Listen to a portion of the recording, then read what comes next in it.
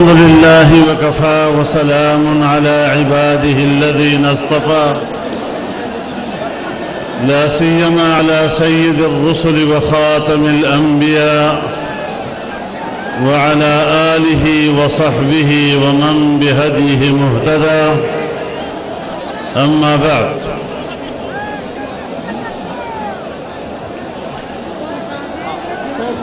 Stage پر موجود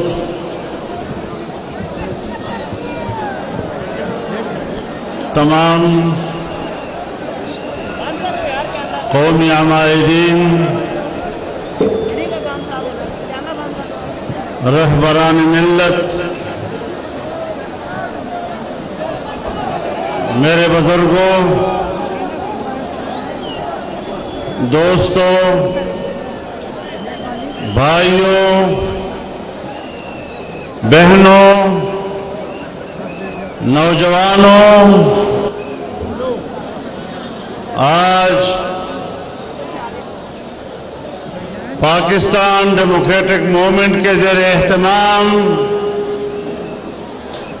اس تاریخی اور فقید المثال کانفرنس کے انعقاد پر میں پی ڈی ایم میں شامل تمام سیاسی جماعتوں کے قائدین اور ان کے کارکنوں کو دل کی گہرائیوں سے مبارکباد پیش کرتا ہوں، اور اس کی کامیابی کے لیے جو آپ نے توانائیاں صرف کی ہیں، پرخلوص جدوجہد اور محنت کی ہے، میں اس کے لیے آپ کا تہہ دل سے شکریہ ادا کرتا ہوں۔ میرے محترم دوستو، آج مجھے افسوس کے ساتھ یہ بات کہنی پڑ رہی ہے کہ محترمہ مریم نواز صاحبہ اپنی دادی کے انتقال کی وجہ سے گفتگو نہیں کر سکی۔ میں میاں نواز شریف صاحب، میاں شہباز شریف صاحب، مریم نواز شریف صاحبہ اور ان کے پورے خاندان سے ان کی والدہ کی وفات پر اظہار تعزیت کرتا ہوں۔ اللہ رب العزت ان کی مغفرت فرمائے اور ان کے درجات کو بلند فرمائے۔ آج کے اس موقع پر جہاں میں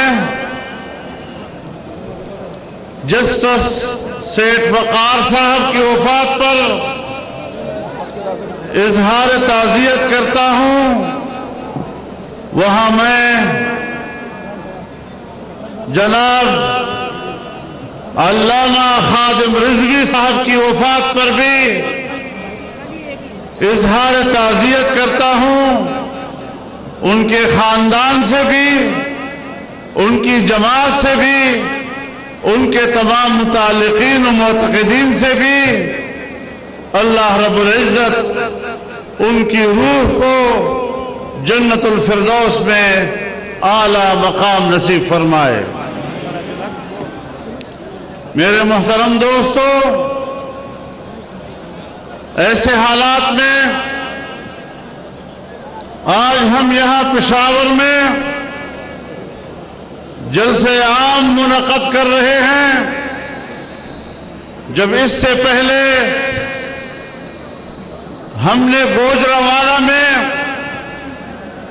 ان بڑے اجتماعات کا آغاز کیا، ہم نے کراچی میں جلسہ کیا، ہم نے کوئٹہ میں جلسہ کیا، اور آج اہل پشاور نے اور خیبر پختونخوا کے عوام نے تو ریفرینڈم ہی کر دیا، اور اس جلسے میں اس عظیم الشان شرکت کے ساتھ آپ نے دھاندلی کے نتیجے میں آنے والی حکومت کو مسترد کر دیا ہے۔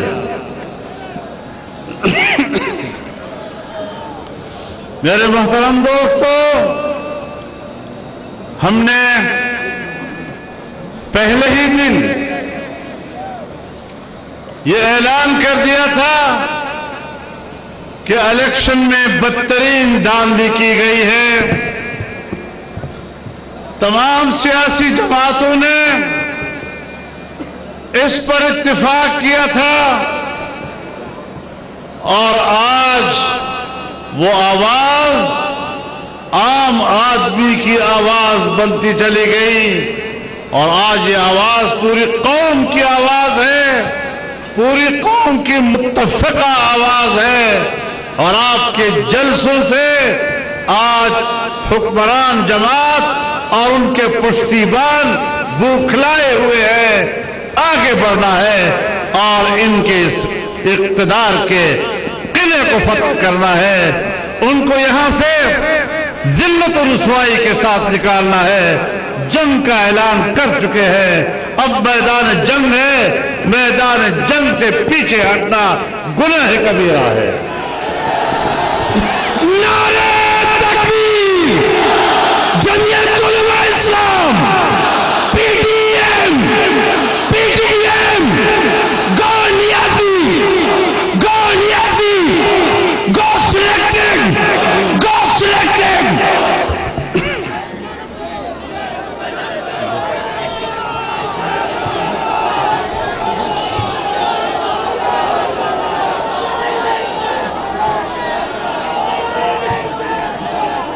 داخلہ اشارہ بولے پتبر میں درتا ہوا حالات پتبر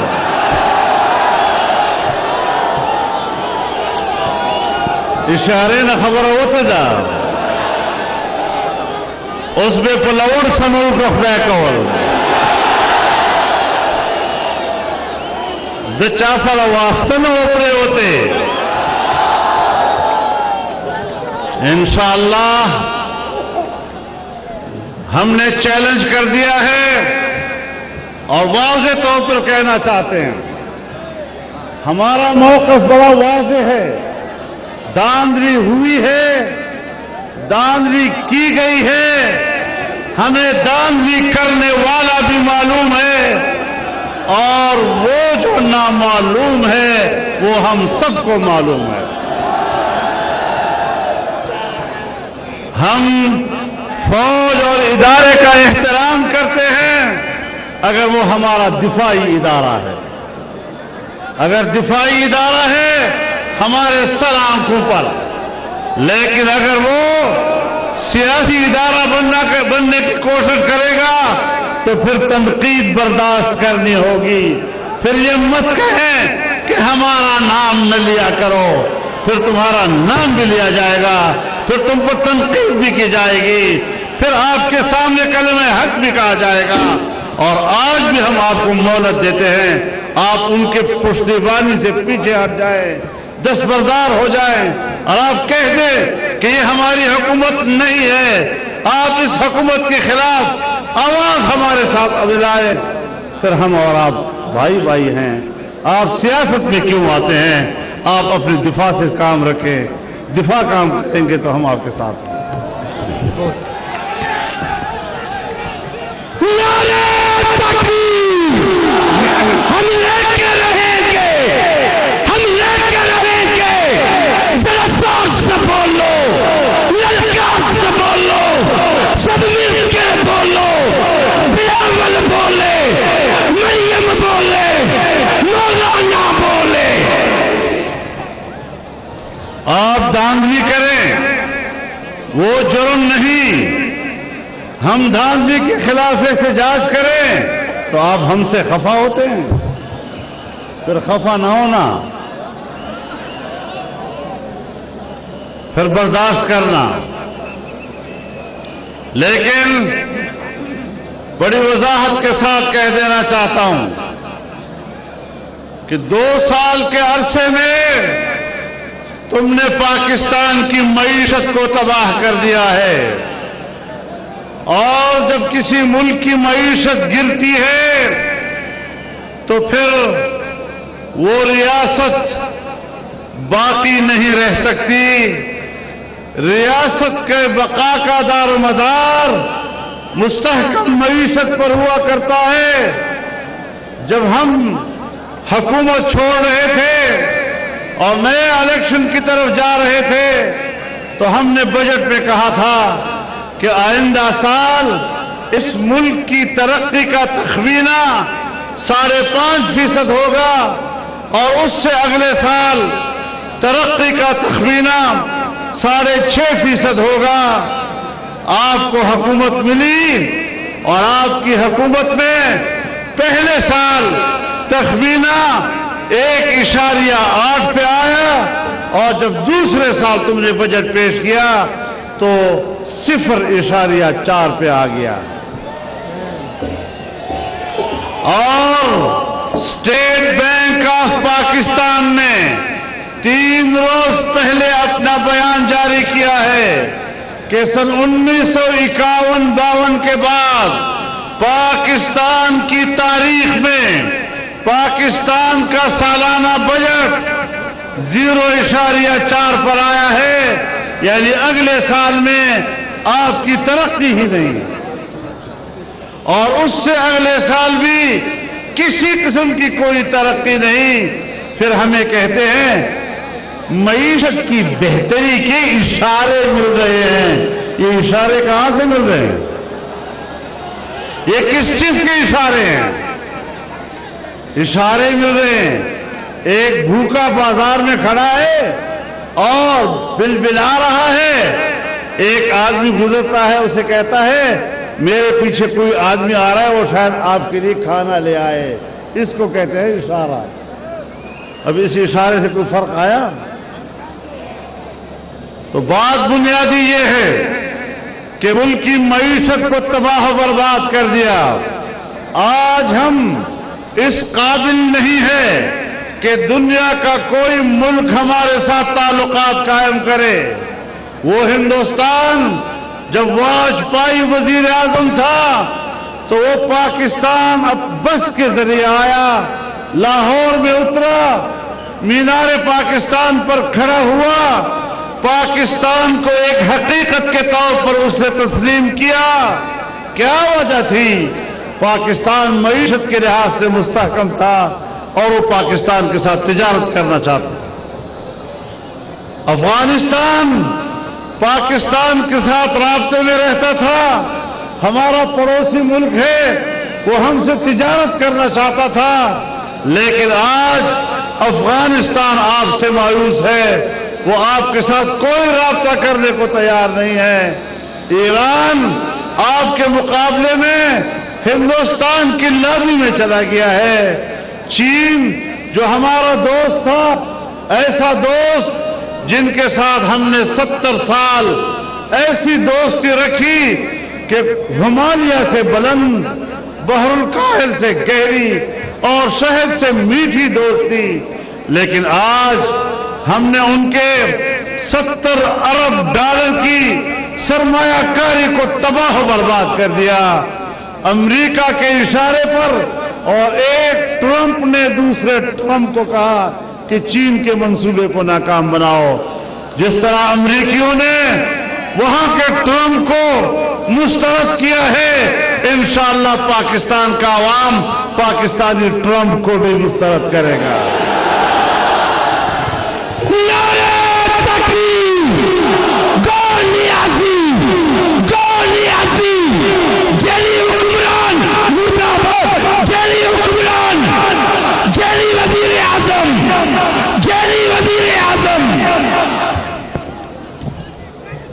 میرے محترم دوستو,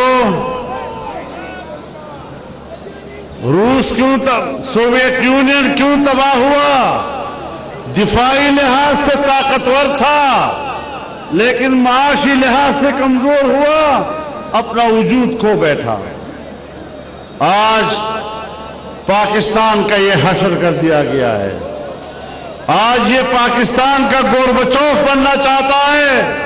جس طرح اس کی غلط روش نے اور غلط پالیسی نے سوویت یونین کا خاتمہ کیا, آج یہ پاکستان کا خاتمہ کرنا چاہتا ہے۔ عجیب بات یہ ہے، عجیب بات یہ ہے کہ سیاستدانوں کو کہتا ہے کہ یہ مجھ سے NRO چاہتے ہیں۔ پیدامون NRO غواړي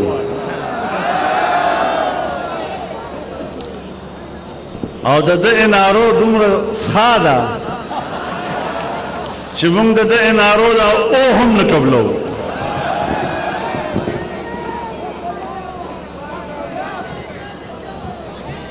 دته بس NRO ته غواړي او موږ دل نظر کوو۔ تا په NRO د سلوار لعنت چې موږ تا نه غواړو۔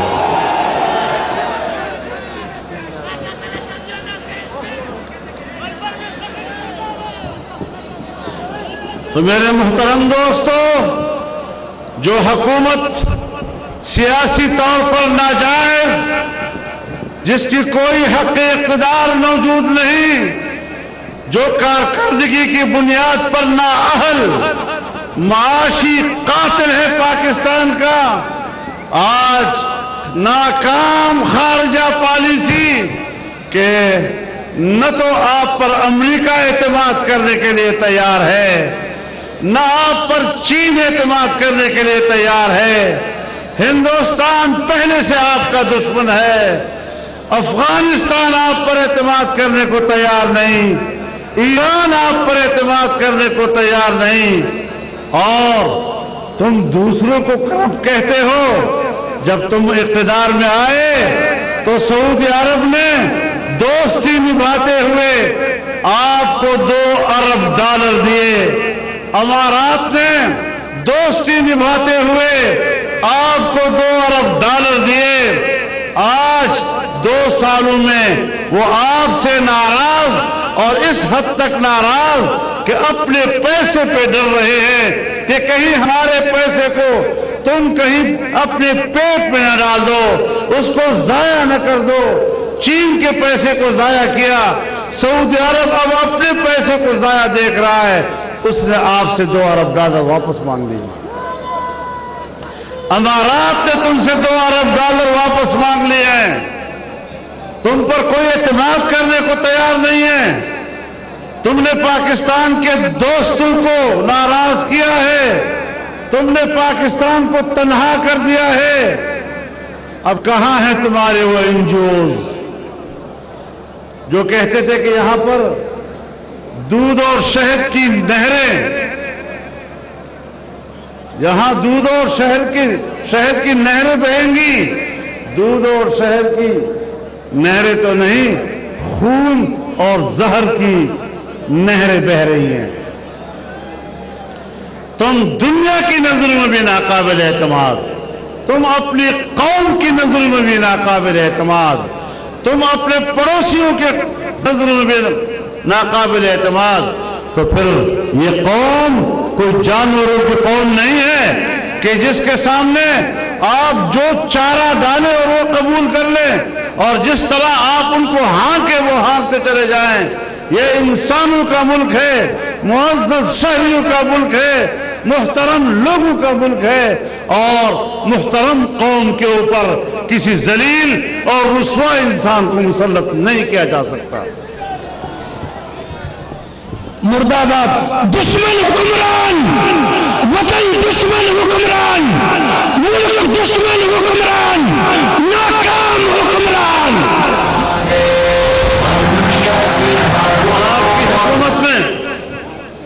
آپ کی حکومت میں انسانی حقوق پامال ہو رہے ہیں۔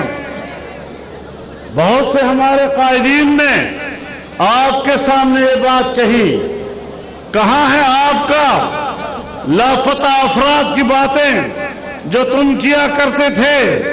آج بلوچ رو رہا ہے، آج سندھی رو رہا ہے، آج پشتون رو رہا ہے، اور پنجابی رو رہا ہے، کشمیری رو رہا ہے۔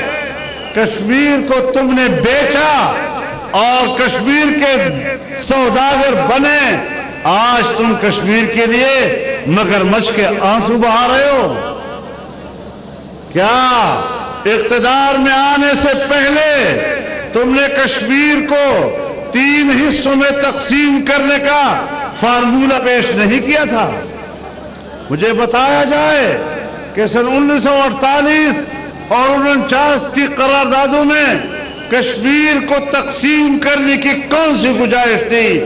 ہم نے 70 سال تک کشمیریوں سے ایک ہی بات کہی کہ آپ نے اپنے مستقبل کا فیصلہ خود کرنا ہے، آپ کی حق خود ارادیت یہ آپ کا بین الاقوامی مسلمہ حق ہے۔ لیکن آج مودی نے آ کر، اور میں آپ کو بتاؤں، مودی کے آنے کے لیے دعائیں اس نے نہیں کی تھی۔ عمران خان نے کہا تھا کہ خدا مودی کو کامیاب کرے، جب وہ کامیاب ہو جائے گا کشمیر کا مسئلہ حل ہو جائے گا۔ مودی کا جو یار ہے، انڈیا کا جو یار ہے، مودی کا جو یار ہے، یہودیوں کا جو یار ہے۔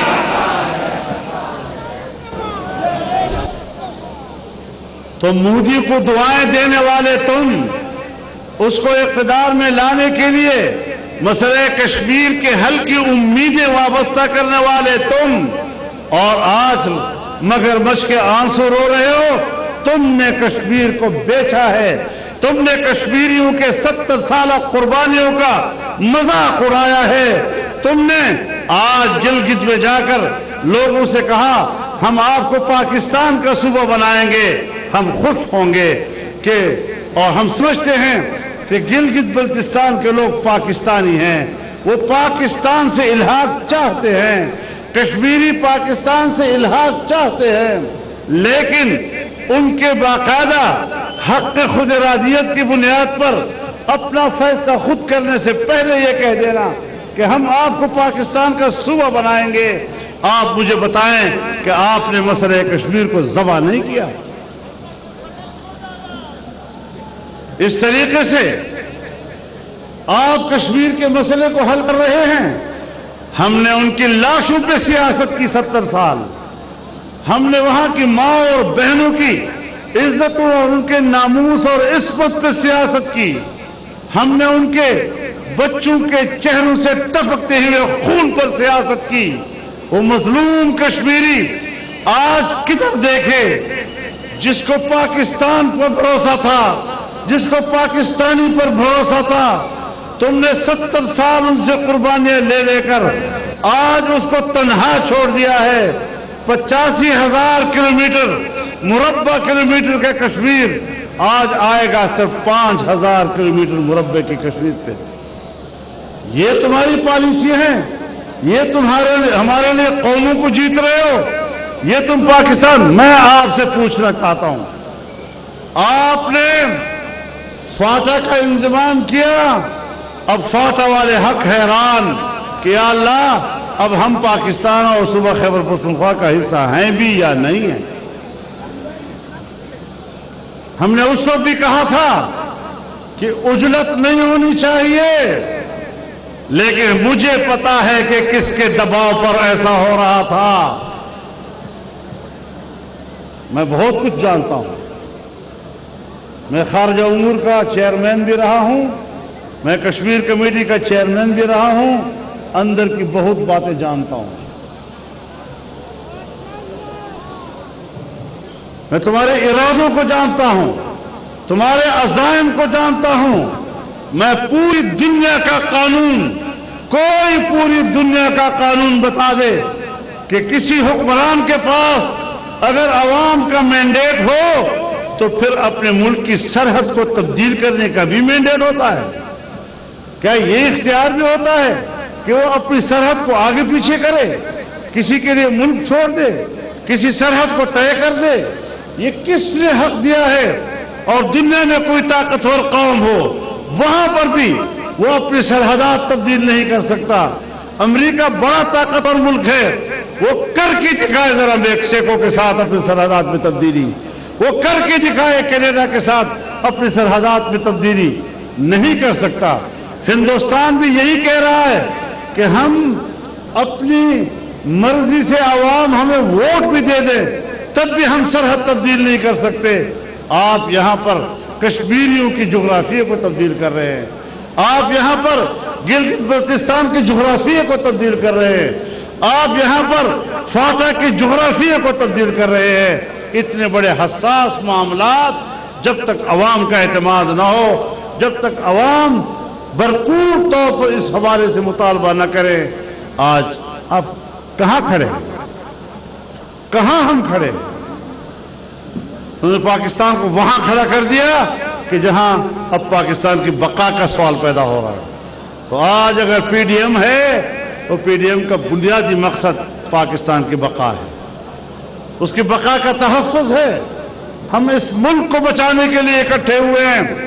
اس قسم کے نااہلوں سے نجات پائیں گے تو پاکستان کا مستقبل محفوظ ہوگا، ورنہ ان لوگوں کے حکمرانی میں پاکستان کا مستقبل غیر محفوظ ہے۔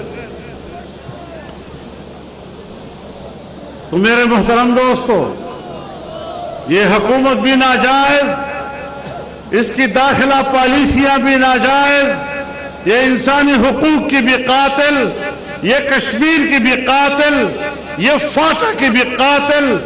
اور آج ہم اپنے ملک کو بچانے کے لیے، ملک کے معاملات کو ٹھیک کرنے کے لیے میدان میں نکلے ہیں۔ آپ حضرات نے استقامت کے ساتھ کھڑا ہونا ہے۔ کلک بولاڑے کا نام اور پختون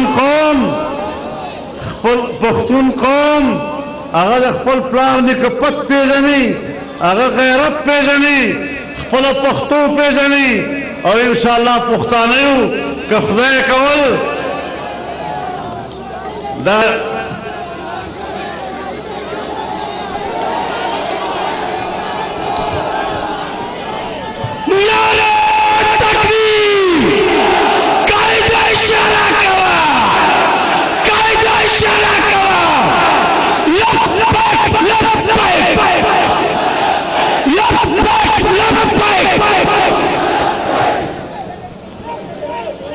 مجمع محترم ورونو،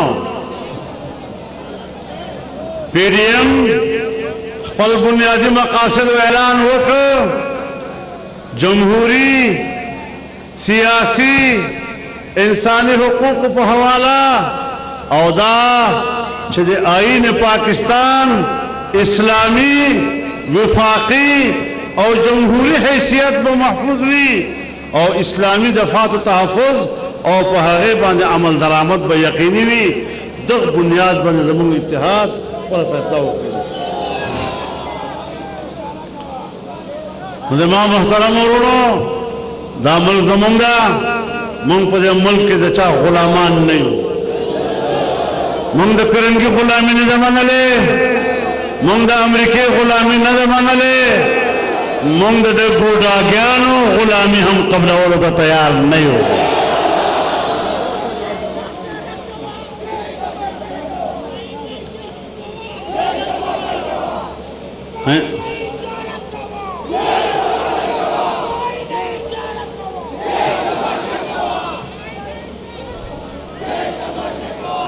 ہم نے جس سفر کا آغاز کیا ہے اب وہ کافی طے ہو چکا ہے، تھوڑا فاصلہ باقی ہے۔